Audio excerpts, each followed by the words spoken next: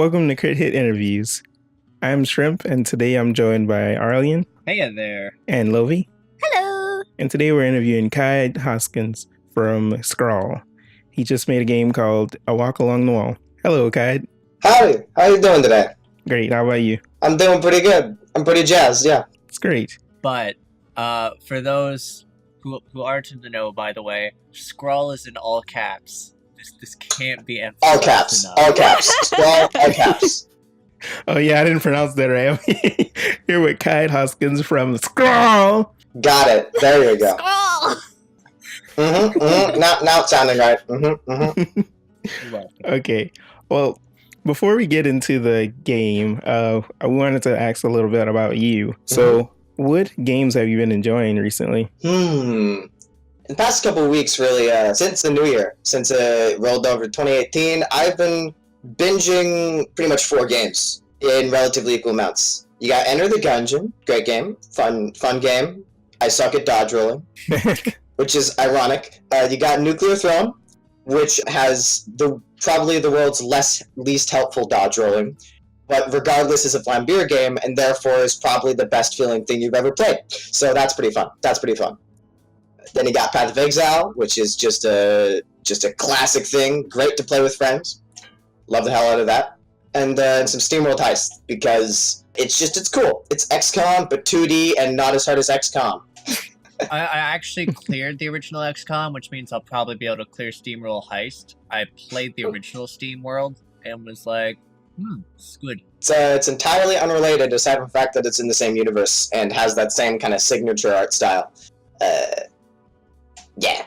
I do actually want to try Nuclear Throne, and Enter the Gungeon is also. Oh man, you gotta play them. You gotta play them both. Kind of recommend Nuclear Throne a little more, just because it's so tight. It's really good. Plus, you can go into the settings file and then turn screen shake up to 800% and then make the game literally unplayable by then playing it with 4 people. And then you just have 3200%. Yeah. That's the game that also has like the modding community went nuts on it, and there's actually like multiplayer, the online multiplayer. Well, now. it's better to say one guy went nuts on it and and he modded in modding support and also online multiplayer to a game that didn't have it. Yeah, the dude's like a legend. Yeah, Yellow Afterlife, great guy. I think he's in the Crit Hit community, is he not? What? Yes, but he's super quiet. But yeah, he's in there. Oh. Yeah, he's a cool guy. He played my game. He's like, it's good. The player needs to do something when they get hit. But yeah, cool guy, cool game, cool team. Alrighty. So, other than what you've been enjoying recently, well, not other than, maybe including, what are your top 3 favorite games? For starters, I'll go with a kind of classic favorite of mine, and that's Metal Gear Rising: Revengeance. It's by Platinum. Yes!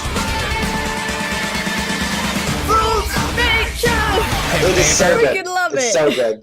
That's an awesome game. But yeah, Metal Gear Rising: Revengeance. It's a great game. You don't need any context from the other Metal Gear games, which is great. And it's the most badass thing you'll ever play. It's good. It just feels good. Plus, it's also really satisfying when you first get the weapon that's just a bunch of arms holding each other, and you can spin it around, and then you walk up to a box and spam the spin move, and then it's like 10,000 parts.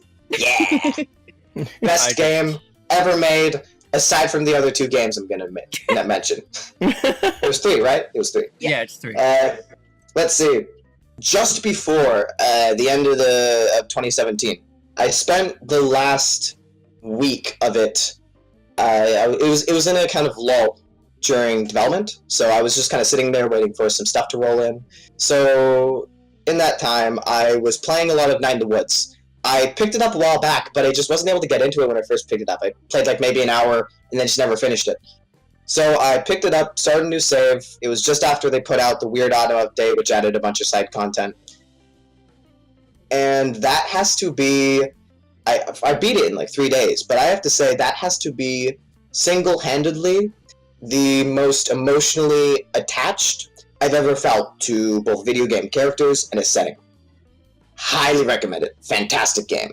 Also, it has rock segments, meaning it's immediately 10 times higher on my love list than normal. Great Great game. Really enjoyed it. You know what? This one's gonna go kind of far back. Not really far back, but the Hotline Miami series. Because I mean, they're great games on their own. But the original Hotline Miami game is the first game that I ever finished. I am terrible with actually finishing games. If I finish a game, it means that it's a really freaking good game. And Hotline Miami and a sequel are so good. They're so good. Just Finish the second one quality. hard for like the extra scenes. Oh, it was so good. I loved it. It was great. And just I beat the game, launched it up on hard, and then the camera's flipped, and you don't have any lock on, and it's like a whole new game. And it's like a billion times harder. Yeah, no. And then there's like also level full of dudes with guns in the second one, and it's a nightmare. It's hell. It's just hell. I love it. Yeah. It's hell. It was great. I did it. And then I was just like, I can't do it again. Hotline Miami speedruns are just the weirdest thing to watch. They get really weird because like all that sort of careful methodicalness goes right out the window. Well, it is careful and it is methodical. It's just careful and methodical, moving at the speed of a bullet in between doors into people. Oh yeah, and like ricocheting hammers off walls into like 6 people's faces. Yeah. Another game that's fun to watch speedrun. This is a huge tangent, but Risk of Rain. I'm terrible at it, but Same. watching people speedrun that game, it's like they beat it in 4 minutes and make use of really ridiculous bugs, and it's just crazy. I love it. I've never beaten it actually. I own it. I've played like so many hours of it, but I've never beaten it. It's a good game, and I respect its qualities, but by God, am I bad at it, and I can't play it. And I always wanted to play it in co-op, but never had anyone to play it with, and it just made me sad. That But also yeah. doesn't help. Having sort of dabbled into like your taste in games, I suppose, what actually got you into game development, and was it something you always wanted to do? Ah, man. I'd be hard-pressed to try and think of a time I wasn't programming, honestly. Like, I mean, I'm completely self-taught, but I've been at it for a while. My dad and 2 of my 3 uncles, they all do or have done programming, so I guess I've kind of always been immersed in it, so to speak. Once more, they never taught me anything, but I've always been around it. It would be no exaggeration to say that when I was just a teeny little tot, I'd literally be like sitting on my dad's shoulder watching him program, you know? But even that aside, I've always loved creating things. I can vividly remember when I was 6, making terrible little weapons and armor out of construction paper. You know that stuff? Like, I'd make like little gauntlets and tiny little swords and fight my friends with it. Aww. Oh man. Yeah, I've got really fond memories of playing those terrible little mini games on Neopets. That stuff was good. Oh god. I don't think I really made games or even had a computer that could run any game till maybe I was 11 or 12. And I started getting involved more with just like online drag and drop editors. Oh, they were trash, and everything I made was trash, and I didn't finish anything. But good times, yeah. So I guess I've just kind of always been doing it, and it was kind of inevitable that I'd get sucked into the black hole of game dev. We heard you had some help with the music and art for AWAW. And that you found your team in a Discord run by a crazy lady. Totally not me. How did that happen? This one's actually gonna need a bit of a lead-in, I guess, to make sense. So there's a couple teams / studios that I really look up to. That being Vlambeer, Platinum, and Scott Studios, to name a few. Those ones kind of mean the most to me. I appreciate the kind of raw heart and tangible effort. It's like you can physically feel it that those teams really put into their games. It's clearly visible. Even if they're not perfect, they're really darn good, and it feels nice to be immersed in that kind of environment as a fellow game developer. So one of those, Scott Studios, they to celebrate their PC launch for Assault and Sanctuary, they made a Discord channel for the fans. I popped in a lot back then, and had a good time joking around and just enjoying the community. But the key here is that they had a little developer side channel, just for people to screw around if they were into that kind of thing. And I happened to be. That was right when I was starting working on A Walk Along the Wall. Maybe 2-3 weeks in development. I just finished putting in, it wasn't balanced at all, and it was terrible, but I just finished putting in all the mechanics for the first boss. And I was saying, hey, does anybody else want to play this and test it and give feedback? And I believe it was here that I met you, Arlyeon. That does sound familiar. After you tried out my game, among some feedback, you also invited me to your channel, the Crit Hit Cauldron.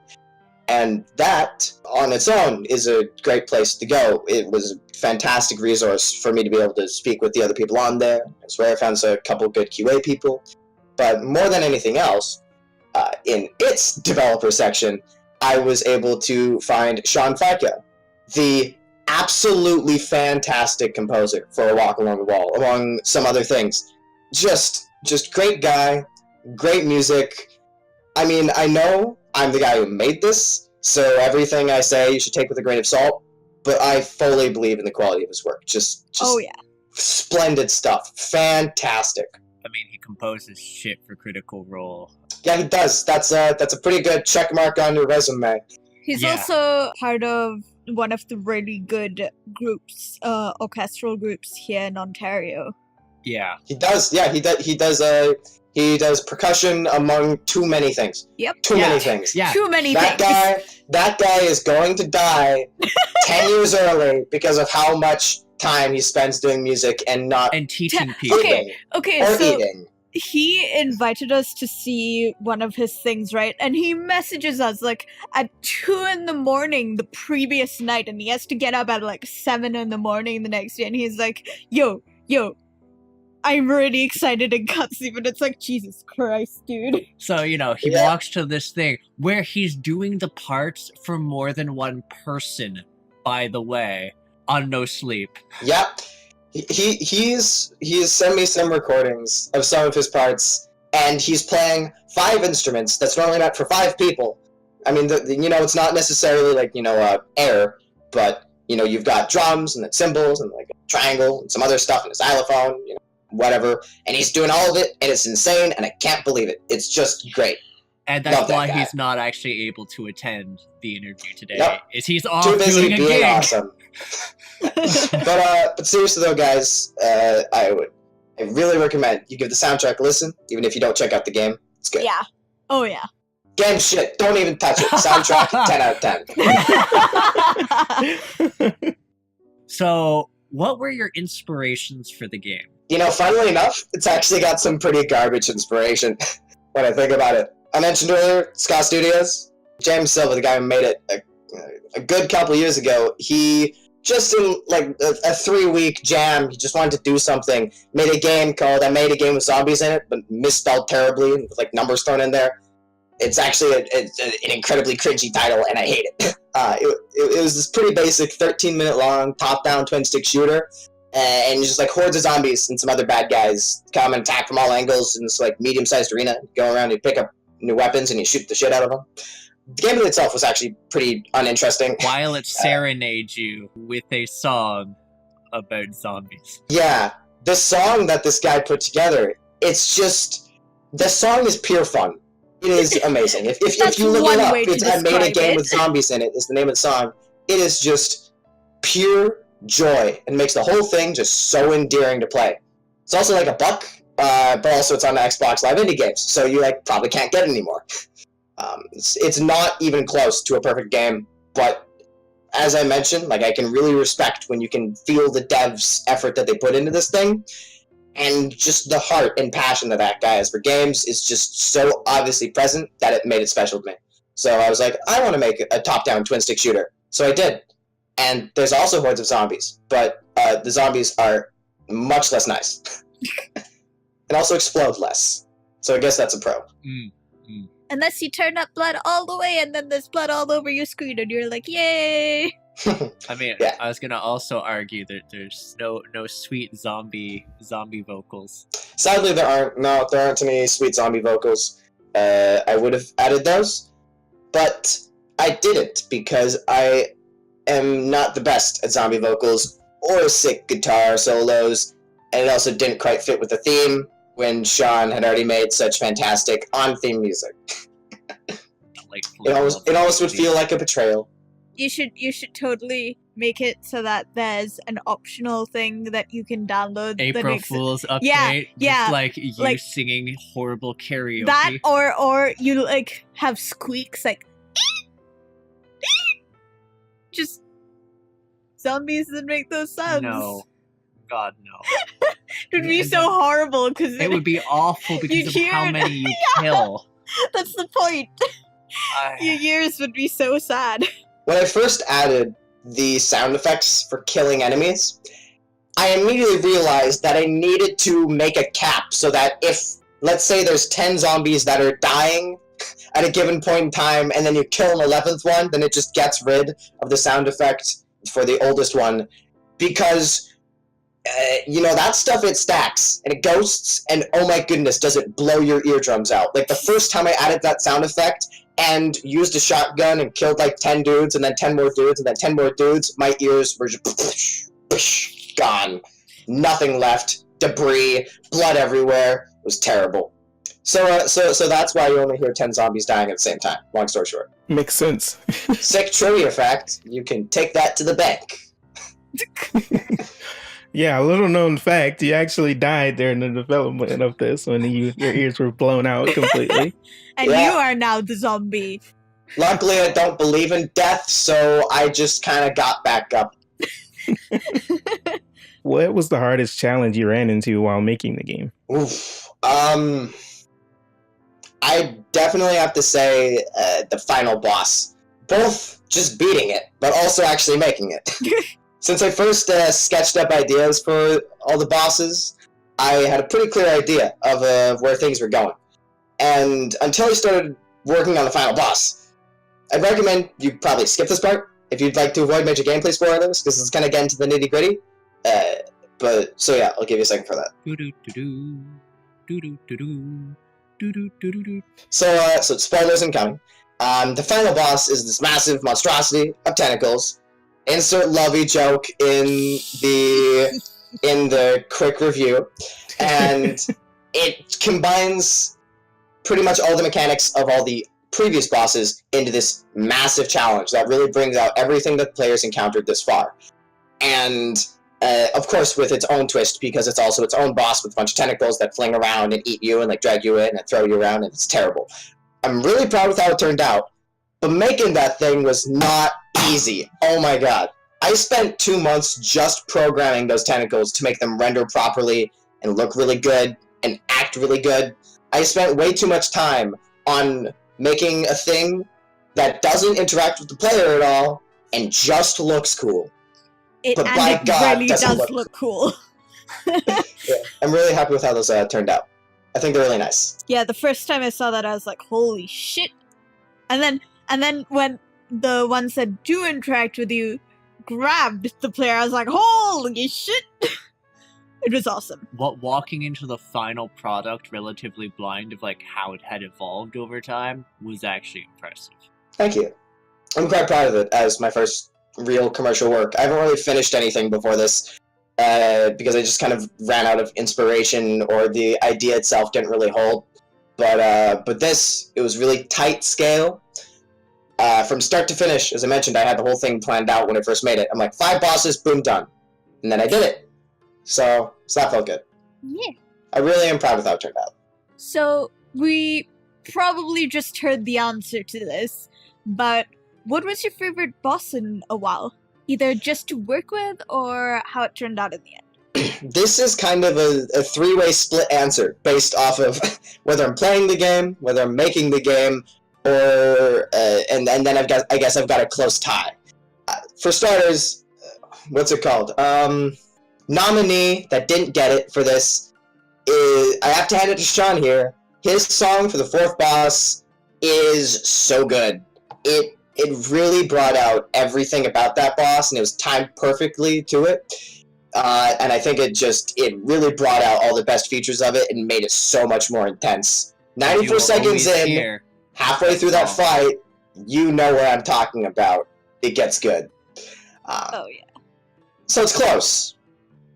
But in terms of making and playtesting, it's kind of funny because when you're making a game, you're not making the game you want to play because you're making the darn thing. You are the only person in the world who can't enjoy playing your game because you had to spend too many hours playtesting that thing, tweaking tiny values. You're never gonna enjoy it. Ever. So instead, you have to make a game that you want to make. And to me, the most fun boss to work on and to tweak and to adjust and to make harder and harder and harder is the second boss. The Shibathoth, that big spine snake thing. Oh Good man. old bone snake. Bone snake, yeah. Slithering Necropolis, I think it was. That guy was real fun to make because, as the game progressed, he evolved with it, I guess, is a good way to put it. So I made the first boss, and then the first boss, it teaches the player about all of the different weapons that you have and generally how you should tackle enemies. And then the Shibathoth comes along, and it's like, hey bitch, I'm inside of you and you're dead now. And I knew I wanted him to break up when you shoot it, right? So then it breaks up when you shoot it, and then it starts going around all over the place, and there's multiple of them, and you're like, oh god, oh god, oh god, what am I going to do? What am I going to do? And now I'm dead. But the problem is the fact that I programmed the boss all in one go, and then put it in the game, and somehow the code didn't immediately have any errors, so then I press play, and I dodge out of the way of the boss incoming, I shoot it so that it breaks in half, and then I immediately get pinchered between the two with no way to get out and die. And I'm like, well, that doesn't work. So I had to add a dodge. And that's why the dodge exists, pretty much, because of him. And then as I worked on the other stages, we added slowdown, I added some life regen, I added a bunch of other things, and then I also did a pass-through to make everything, the difficulty scale, really work out properly, so I had to make him harder, so then I had to add more mechanics, so it breaks up even further from just breaking into two parts. And just the evolution of that fight, I think, really turned out solid, so I enjoyed that. But, as you might have guessed, final boss, man, just the feeling of intensity and desperation you get in that fight. It's like every second of that boss is harder than the last one, and it's just, things are coming at you from everywhere, and it's crazy. I love it. Even having worked on the fight and knowing a lot of behind-the-scenes stuff that I'm never going to tell anyone that go into how that fight is balanced, that actually make it a lot harder than people think it is, but in different ways. I really like how it turned out. I really like it. You mentioned, having to add the dodge for stuff, but in the pre-release version of the game, I actually did the whole thing without using the time slow or the dodge. You also play Toho things when you're ranked, so please, Stifu. You are the kind of person that I implemented difficulty options for. You see, I cannot beat my game on those difficulty options, but it is possible to beat the game on those difficulty options, and if you happen to be the kind of person who eats bricks for breakfast, like Lovi over here, then that's what that's for. It's so that you can get that extra kick of that challenge. I'm going to add things later that actually make them, that actually give them a reason to be beaten. But at least right now, they're there for fun, and if you beat the final boss without dodging or using time slow once, woo! Congratulations. Round of applause. Round of applause. No? Okay. Just multiply that sound effect by 10 times so it actually sounds like somebody's clapping. But yeah, power to you. Wow. I kept forgetting it was a thing, by the way. That was the reason. How? I don't know. I'm not used to playing games where you can do stuff like that. Also, I call bullshit. The fourth boss is impossible without dodging. No, it's not. No, it's not, actually. It isn't? No. Well, that's news to me. It used to be. Wait, no. It used to be possible without dodging. It is impossible now because of the sweeping lasers, because the lasers doesn't kill you. So does touching you.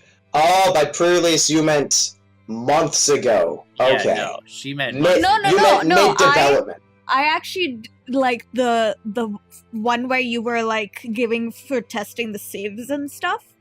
That's where I think would be the last time I full cleared everything.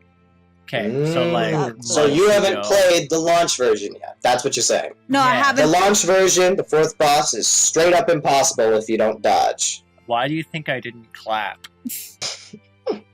I rescind my clap. Editor, please take that out. Undeserved. I'll play the clap in reverse. You claimed you did a thing, but you But you fibbed. did it. I didn't fib. I said in like pre-release because I wasn't able to actually play the release. So But it was bullshit. But yeah, back on topic. I can't speak about being good at the game because there's several bosses I can't even beat. But It is tough. It is tough. yeah, but I did get to try all of them in the pre-release because I could skip levels. But I think my favorite one was the bone snake. He was just, it reminds me of a train because the screen shakes when he's about to come and he just comes in. He zooms by. Toot toot, here comes the pain train. Yeah. my favorite was the last boss because of those tentacles. It's a mashup good. between So the good. 4th and the 5th for me. I love all the dodging and everything. Though soundtrack-wise, as much as I despise the 3rd boss, I love the soundtrack for that one, especially for that goddamn chime, because it like happens and it's like, well, I'm screwed now. Okay. Yeah, little behind the scenes here. So a lot of games, when you have multiple stages to fights, what they will do is they'll have 2 different quote-unquote songs, and they'll just fade like in between them, have one fade out, have the new one fade in. Sean Fika, this beautiful man, he's like, no, I will not settle for mediocrity. Instead, I'm going to make 7 different versions of this song that start at different times so that the transition is perfect. Jesus Christ. Praise be. Praise be. Can we please hold hands now?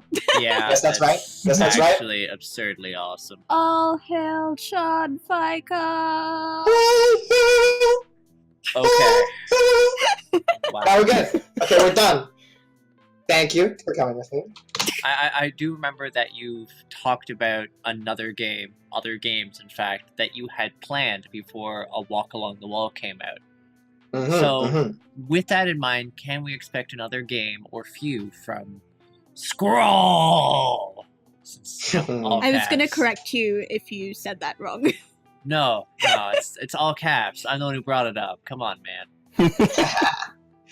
Well, I can tell you now that SCRAWL isn't going away anytime soon. I've got quite a few games planned down the pipeline I'm really looking forward to. But my next project in particular is going to be something really special. I'm not going to say too much because you'll be seeing a lot more about it in maybe a month, near the end of February. Mid-March, maybe, no promises. But it's going to be fun. It's a project that was started a while back, actually, but ended up putting it on hold. And we're returning to it now that we have much more experience, me and a friend of mine. The best way to describe it is a roguelike-like parody where you literally throw yourself headfirst into things. To describe that a little better, think roguelike, right? You think top-down. Some of you may think shitty ASCII graphics. Some of you may not, depending on your thoughts on what roguelike means. And it's super hard, randomly generated dungeons, normally turn-based. And the funny thing is, the original Rogue is not actually that, I don't think it's that great of a game. But kind of parodying that concept and also praising the fantastic ideas that rogue/roguelikes have put out there, while also parodying the concept of this strict definition of what the hell a roguelike is kind of the heart of this game. Where it's really like, you can do it! Yeah! It's fun. It's like physics-based. You throw yourself into stuff. Yeah. So did you mentioned there? It kind of sounds like the core team of SCRAWL is expanding. You're working on it with your friend. Is he going to be programming as well? Well, SCRAWL was intended to be a multi-person team. A Walk Along the Wall happened to be just me. Whether it's going to be consistently the same other people in it, I'll of course always be the same thread through it. That might change, but there definitely are certain people that you're going to be seeing more of in future games. One of them being Liam Taylor Mountain, who'll be working with me on Rouge-like, which is my next game. Jesus Christ. Yep. The name makes more sense and is less terrible than you think it is. I'm not sure I can take your word on that. Rouge-like, coming soon to a Steam near you. I cannot. Soon, TM. I honestly am curious about it. Yeah, it's going to be a while out. Don't get your hopes up too soon. Other than that, are there any other projects that we can look forward to, or that you are at least interested in possibly putting out there? Well, as I've already said, I've got a couple ideas. I've got 3 at least that I am 99% sure that I'm going to make at some point, but I'm just holding back on for one reason or another. You can bet your butt that you're going to see more from SCRAWL soon, and for a while coming. But I'm not going to say anything on those ideas yet, because I don't want anybody to steal them and do it worse than me, and then make mine look bad. So are they gonna be like a similar theme? Because you seem to like kind of like Lovecraftian stuff, and they kind of, I don't want to say gross, but definitely gory type things. Shrimp's a cinnamon roll, don't mind him. I definitely will turn that. If you have the blood setting in other games, I will definitely turn it off in every one. I can tell you right now, pretty much every game that will ever come out of SCRAWL is not at all going to be similar in gameplay. They're all very different from each other. I don't plan on working on another top-down twin-stick shooter anytime soon. And of the genres of the coming 3-4 games, no promises, none of them are going to be the same. I really like to try and create something unique and original. What that means is that you can't just make the same thing. Poor me. On the upside, means more unique content for you guys. Look forward to it. Awesome. Hopefully there'll be one that's bright and colorful, and nothing gets horribly murdered and get their skeleton ripped out and stuff. There's 100%. There is 100% the possibility for no blood in Rouge-like. There, shrimp. Pat. Yay! Now that you've had your first release out of the way and done with, do you have any tips for other developers? I'd have to say, number 1 tip, this is bold, italicized, and then like size 50 font. Get your marketing in early. My primary regret with A Walk Along the Wall is that I wasn't able to have any sort of dev blog or kind of live updates as I was working on it to otherwise post online as I progressed. Obviously, SCRAWL is a relatively small indie studio. What that means is that the marketing budget isn't quite massive. So the best way to do marketing at that scale is by word of mouth and by letting people know about your game for as long a period as possible before it actually comes out. Case in point, live updates, maybe Twitter, Facebook, a blog. Since the art didn't come in until much later in development, I simply didn't have that as an option because there wasn't much to show, which I do regret a lot, but on the upside, my next game will not have that problem. Awesome, and I really hope you greater success in this time in your next game. Thank you. I would like to quickly give a shout out to the Hit Cauldron Discord channel. Any sort of aspiring devs, I recommend you maybe check it out. You can get some good feedback there. Thank you for the interview, guys. Honestly, it was a pleasure actually having you here. You can buy A Walk Along the Wall on Steam and head over to scrawl.studio for more info. And you should also follow @SCRAWL Studio on Twitter. And of course, keep up with Khide himself by following @Khide Hoskins on Twitter as well. For the record, because we haven't actually spelt it yet, and because I'm sure nobody will guess it otherwise, to spell those out clearly, that is SCRAWL.studio, SCRAWL .studio, STUDIO. Same thing on Twitter, just minus the dot, and it's at. And my name is Khide Hoskins, KHIDE HOSKINS. And we Thank you shall very have much. links to those below in the description. Is there anywhere else you'd want to lead people to? That's it for now. Keep an eye out for Rouge Like. Cool. Thanks so much for joining us, Guide. Thank you.